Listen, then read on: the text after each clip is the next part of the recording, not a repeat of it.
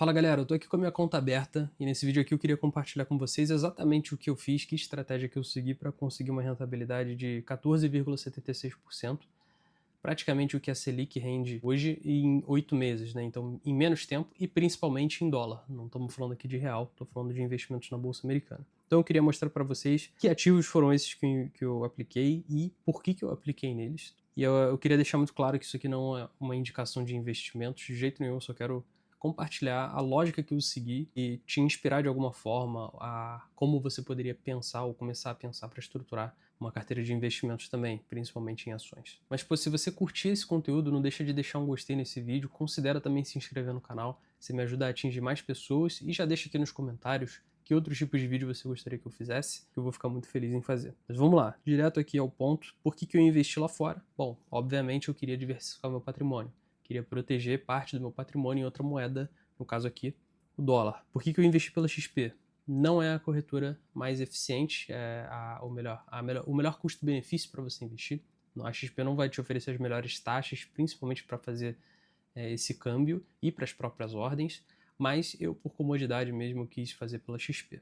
Tá? Se você quiser pesquisar, você vai encontrar opções melhores que você vai ter que pagar menos taxas. A primeira coisa que você tem que fazer sempre que você for montar uma carteira de investimentos é pensar como você vai distribuir o seu dinheiro que está aplicado ali. Então, nesse caso aqui, você pode ver que eu investi em Netflix, empresa de entretenimento, Nike, empresa de varejo, Zymeworks, empresa de biomedicina com bastante tecnologia aplicada, Yahoo, que é um ETF de ouro, Amazon, Marketplace e trabalha com serviços de nuvem, Berkshire, que é uma empresa do mercado financeiro, a empresa do Warren Buffett, e a XP, American Express, então um banco aqui também, mas essa aqui eu investi depois, então eu vou considerar só as outras empresas para essa estratégia, que foi o que eu apliquei de fato. Por que eu investi nessas empresas? Eu acho que o primeiro limitante foi a questão dos dividendos. Eu queria aplicar, queria me expor nesse mercado, mas sem pôr dinheiro em empresas que pagam dividendos. Porque aqui no Brasil, apesar do imposto sobre os dividendos já serem retidos na fonte lá nos Estados Unidos, você todo mês precisa manualmente fazer uma declaração desse recebimento, em alguns casos pagar imposto,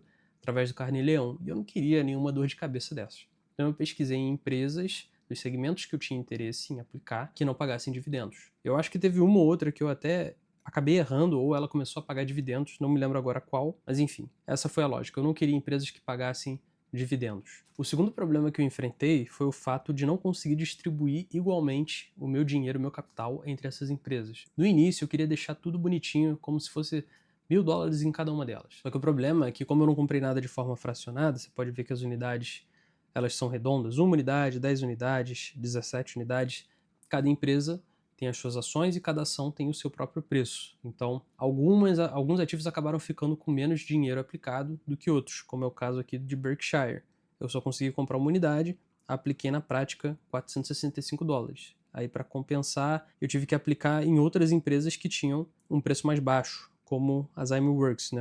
Uma ação dela custa aqui $12,47, comparado com Netflix, que custa $1.200 um papel, um ativo dele. Mas vamos começar falando então por que eu investi em Amazon, né? Além dessa questão dos dividendos, se a gente parar para pensar no que vai ser o futuro, você pergunta para uma criança, ela vai responder para você que é a inteligência artificial sendo aplicada em vários segmentos diferentes. Talvez não uma criança, mas, enfim, você entendeu o meu ponto. E eu concordo com esse ponto. Eu acho que a gente está vivendo um momento de transição, talvez parecido com o que foi a introdução da internet, algo que as pessoas começaram a ter diariamente na vida delas. E eu não acho que a inteligência artificial, como ela já não está, ela não vai se limitar a segmentos específicos, ela vai se expandir para outros segmentos, vai se expandir para biomedicina, ela vai se expandir, cara, desde, sei lá, um supermercado, não vai precisar mais de caixa, até, sei lá, uma empresa, como eu falei, de biomedicina que vai ajudar em estudos para descobrir cura do câncer. E é claro que isso leva tempo, né? Mas as empresas estão trabalhando em cima disso. E eu queria aplicar numa empresa que tivesse um pé dentro desse setor. E no caso, eu escolhi a Amazon,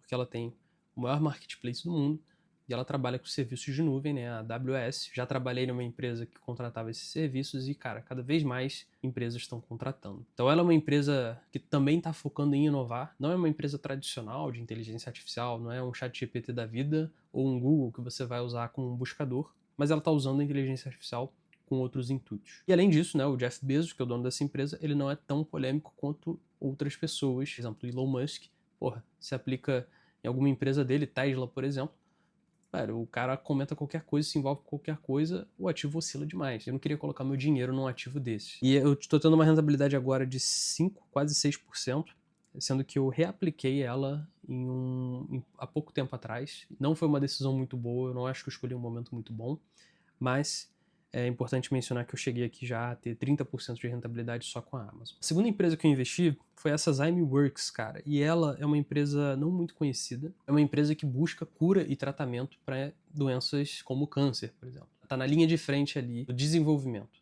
E eu tive muita sorte com esse ativo.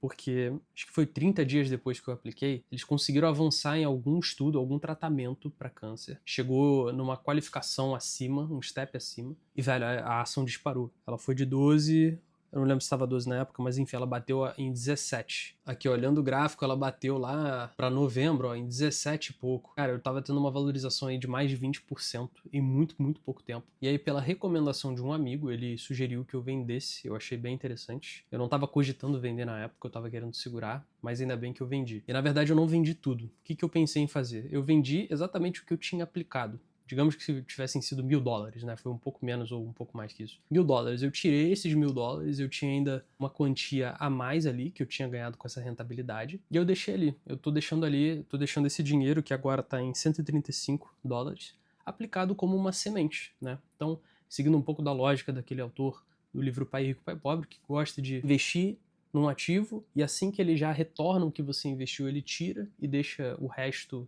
plantado, entre aspas, porque essa semente ela pode virar florir no longo prazo. Eu tô fazendo a mesma coisa. Então assim, pô, tá caindo agora em 7,77%. Eu não tô nem aí. Eu realmente não tô nem aí pra esse dinheiro. Tô olhando pro longo prazo, vai que ele se valoriza. E na verdade eu acho que eu tirei mais do que eu já tinha aplicado. Então eu já embolsei um lucro em cima disso também. Você viu que eu também investi em Netflix. E cara, esse aqui foi o ativo que mais me trouxe retorno. Tá sendo aqui agora 61%, cara, de rentabilidade. Bizarro, bizarro. Eu, apesar de não ser um cliente recorrente do Netflix, eu não uso muito, eu entendo e enxergo o impacto que ele tem no dia a dia das pessoas. Cara, as pessoas consomem muito. E se você olhar os resultados da Netflix, você vê que eles estão crescendo cada vez mais e mais. Fora que eles conseguem sempre trazer, né, conteúdos bons para as pessoas, conteúdos que viralizam, que trazem mais clientes para ele. Então, cara, eu acho que foi um acerto na época pelo resultado que ela tá me dando agora. Não pretendo vender ela tão cedo. Depois disso, eu investi em Nike. E Nike é um pouco curioso, cara, porque a Nike tá vivendo um momento muito ruim. Então eu realmente acho que eu comprei no momento bom, apesar do resultado dela, né? Menos 30%. Talvez eu não tenha escolhido o melhor momento, tanto é que ela continuou caindo. Mas eu realmente acredito que no longo prazo ela vai voltar por cima. Cara, empresa antigaça, empresa que tá com um novo CEO. Inclusive o CEO atual, ele passou a carreira toda dele trabalhando na Nike, desde estagiário até essa cadeira. E quando eu investi, eu acho que ele tinha acabado de assumir, cara. Então a gente tem que dar tempo para essa empresa começar a virar a chavinha. Ela tá lidando aí também com questões de patrocínio de atleta. Eles precisam renovar isso aí. Eles não podem ficar só dependendo de, porra, LeBron James e, sabe? Eles precisam correr atrás de outros atletas que estão surgindo e eles estão fazendo isso. E além disso, eu enxergo que os esportes eles estão cada vez mais populares, mais do que eles já eram antigamente. Você vê mais gente acompanhando futebol, você vê mais gente acompanhando basquete e outros esportes que a Nike também está inserida. Então essa minha compra aqui foi realmente pensando no longuíssimo prazo. Eu não estou preocupado também com esses 30%. Eu entendo que não é algo imediato. Depois disso eu investi na Berkshire, né, BRKB, e essa empresa ela tem dois ativos diferentes. Eles têm o BRKA, que seria o classe A, e o BRKB, que foi o que eu comprei com classe B. Esse aqui ele é um pouco mais barato, né? E como eu comprei a unidade, tava fazendo mais sentido eu comprar esse aqui do que o outro. E cara, aqui não tem muito o que me estender. É simplesmente a empresa do maior investidor de todos os tempos. Apesar do Warren Buffett ter se aposentado agora, né? Quando eu investi ele ainda não estava aposentado. Acredito que o sucessor dele vai fazer um bom trabalho também. A lógica foi exatamente essa. Se eu fosse escolher qualquer empresa do mercado financeiro hoje, nos Estados Unidos, qual que eu escolheria? Pô, eu escolheria a empresa do maior investidor de todos os tempos. Ponto. Warren Buffett. E eu queria ter aplicado mais dinheiro nela, cara. Ela tá trazendo resultados muito bons e é importante mencionar que o que esses caras estão fazendo com o patrimônio deles não é exatamente o que eu tô fazendo. Porque eles estão no momento de caixa batendo recorde histórico. Então eles venderam muitos ativos, estão com muito dinheiro na mão esperando uma grande oportunidade para entrar de novo. Não acho que é um bom momento de você entrar agora também. Talvez não tenha sido o melhor momento para eu entrar, mas como eu falei, eu quis me arriscar para pegar esse bonde andando. Por fim, eu também queria investir, colocar meu dinheiro em alguma reserva. Eu queria deixar meu dinheiro num ativo que fosse, em momentos de crise, se valorizar. E a primeira coisa que eu penso é o ouro. O ouro, a prata, hoje o Bitcoin, também estão sendo usados como reserva de emergência. Muito país montando reserva de emergência com Bitcoin, por exemplo, né?